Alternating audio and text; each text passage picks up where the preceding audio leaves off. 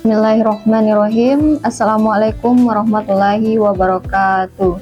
Waalaikumsalam. Kembali lagi bersama kami di acara Bisalah Ramadan, di mana yang akan menemani teman-teman menunggu waktunya berbuka puasa.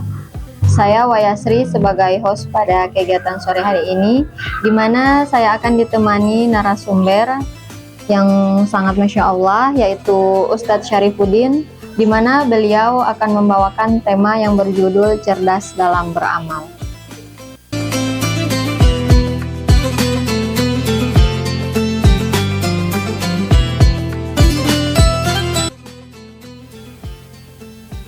Ya, Alhamdulillah sekarang saya sudah berada bersama-sama Pak Ustadz.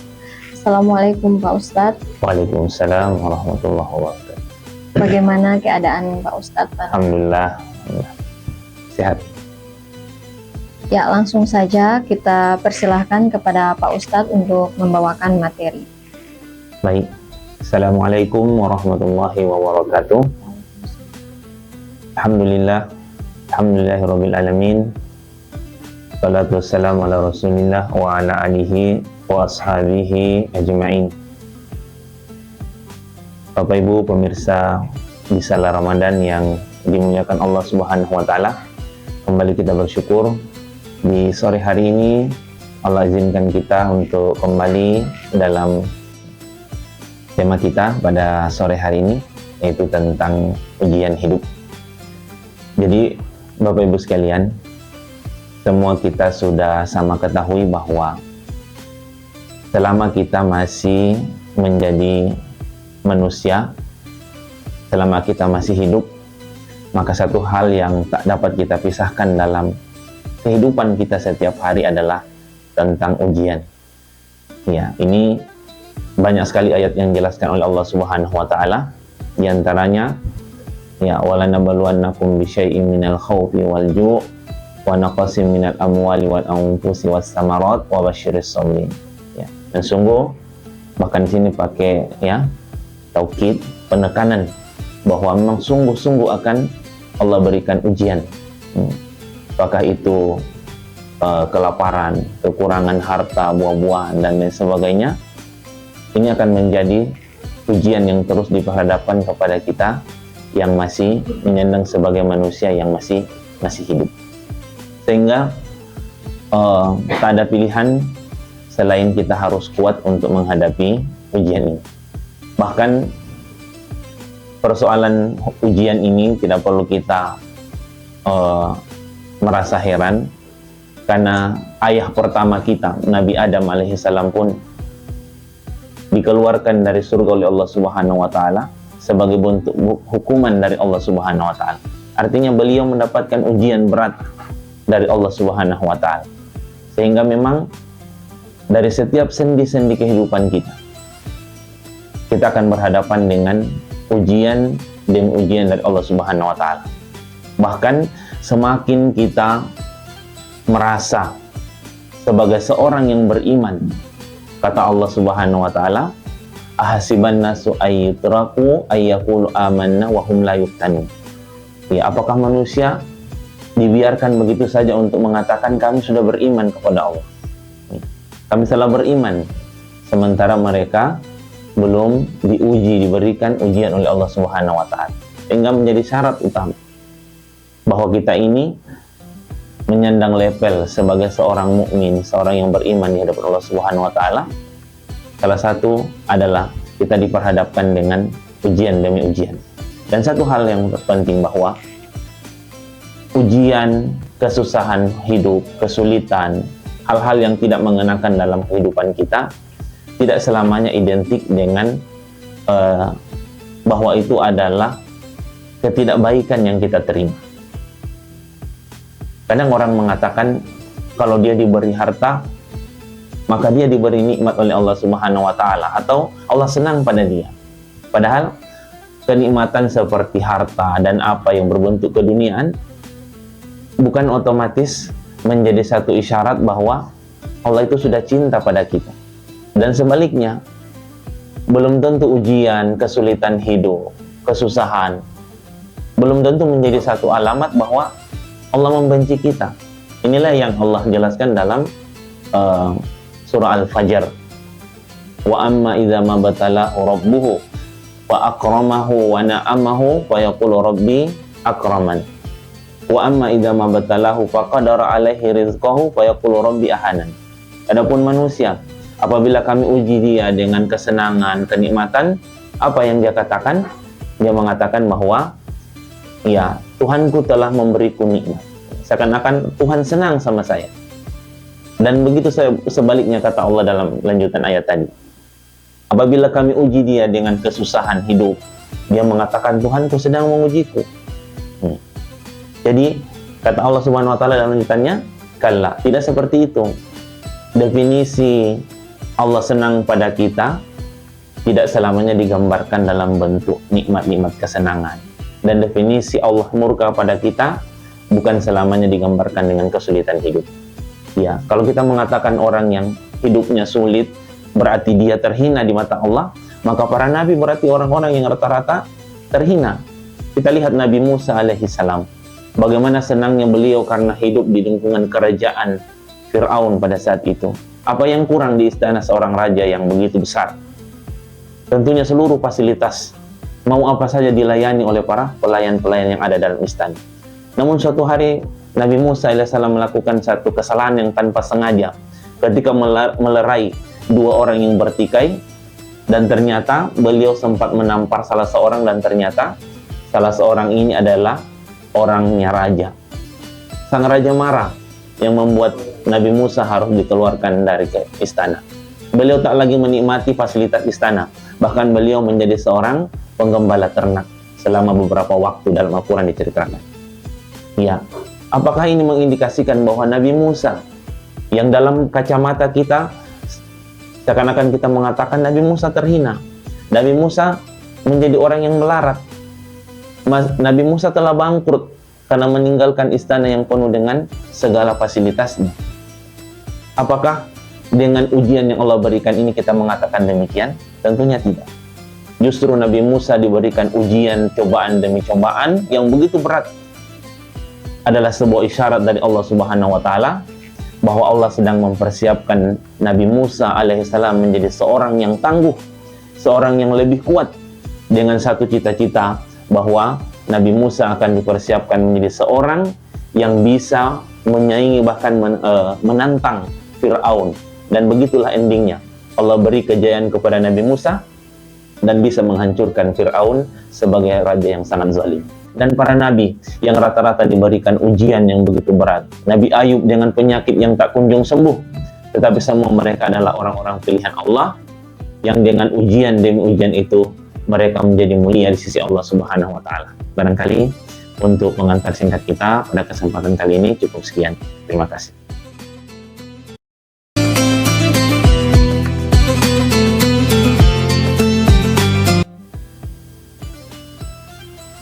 Ya, Masya Allah, terima kasih Ustadz atas penyampaian materinya. Di sini mungkin saya punya beberapa pertanyaan. Dimana yang pertama itu, bagaimana cara kita merespon pada saat mendapatkan musibah? Ya, terima kasih. Jadi memang melihat ujian ini yang setiap saat akan datang silih berganti untuk menghadapi kehidupan kita, ada banyak respon yang dilakukan oleh setiap orang.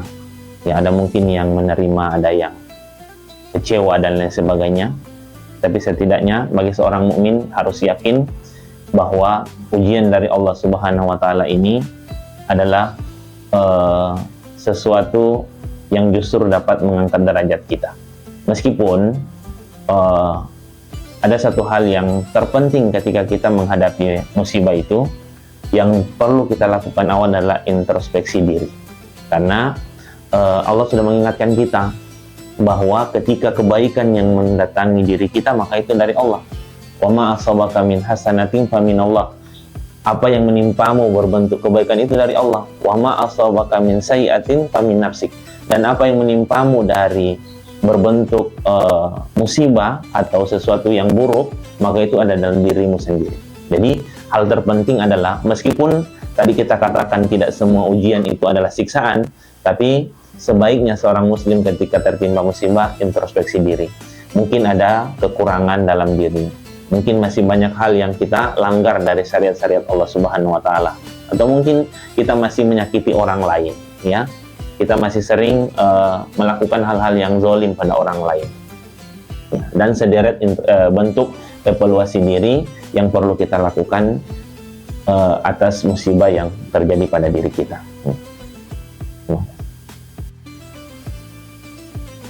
Ya, Masya Allah, terima kasih Ustadz atas jawabannya.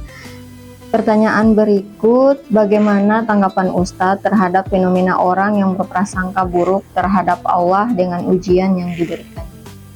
Iya, tidak sedikit memang orang yang akan berprasangka buruk, apalagi kalau musibah itu dia terima, dia hadapi secara berulang. Ya. Sehingga ada bahasa, kadang kita menyaksikan sendiri, ada orang yang mengatakan kata-kata Allah tidak adil, ya. Di mana keadilan Allah Subhanahu wa taala? Kenapa saya sudah berbuat baik sama orang, saya diperlakukan tidak baik? Kenapa harus musibah ini datangnya kepada saya di saat banyak orang lain yang mungkin lebih pantas untuk mendapatkan musibah ini? Jadi prasangka-prasangka itu harus dijauhkan, karena Allah mengingatkan kita. Ya, wa asa an takrahu syai'a wa huwa khairul lakum. Boleh jadi kamu benci sesuatu, kata Allah, padahal itu baik bagimu. Betapa banyak hal yang terjadi dalam kehidupan kita, yang awalnya kita bilang ini tidak baik bagi saya. Ternyata nanti beberapa hari ke depan baru kita sadari bahwa ternyata hal ini adalah skenario Allah Subhanahu wa taala dan penuh dengan kebaikan. Ya. Sehingga jangan terlalu cepat kita memvonis bahwa Allah ini memberikan yang tidak baik, karena semua yang datang dari Allah Subhanahu wa taala sudah dipastikan adalah mengandung kebaikan.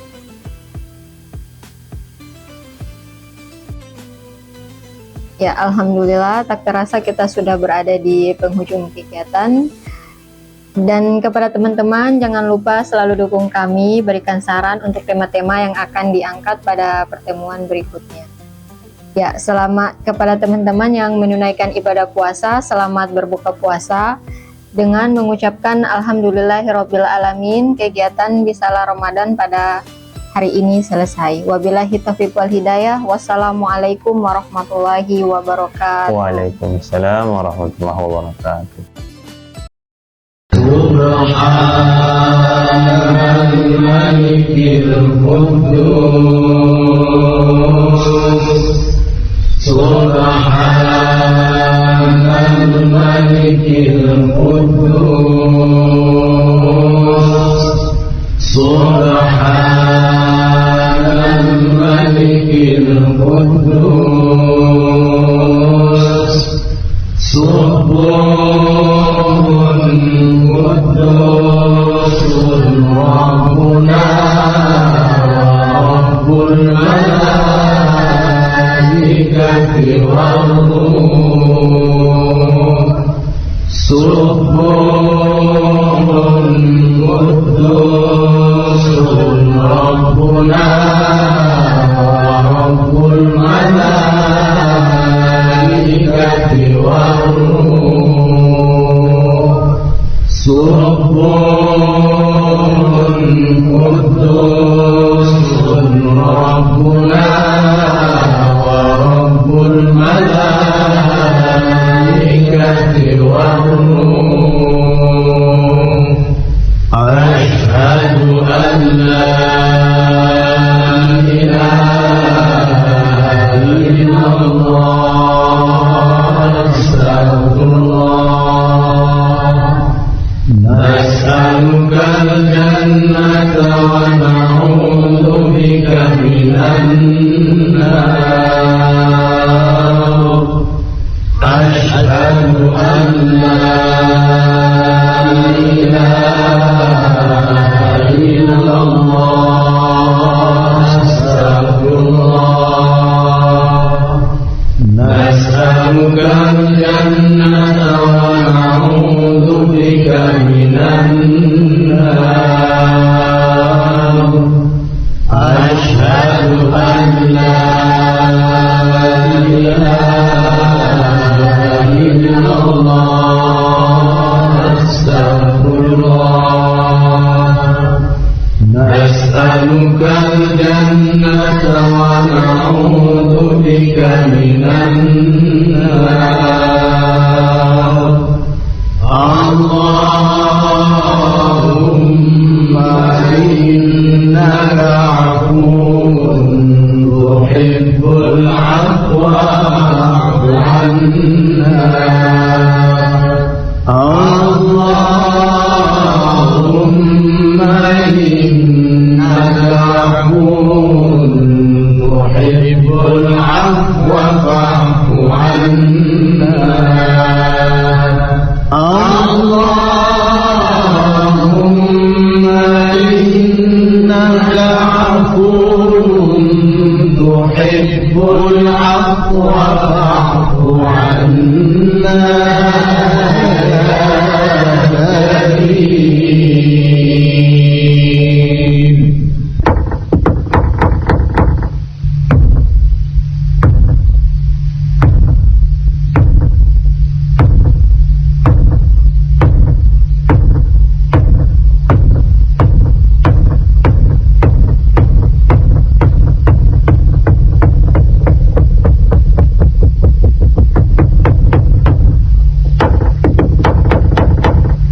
بسم الله الرحمن الرحيم اللهم لك صمت وبك آمنت وعلى رزقك أفطرت ذهب الظماء وابتلت العروق اللهم إني أسألك أن تغفر لي برحمتك يا أرحم الراحمين.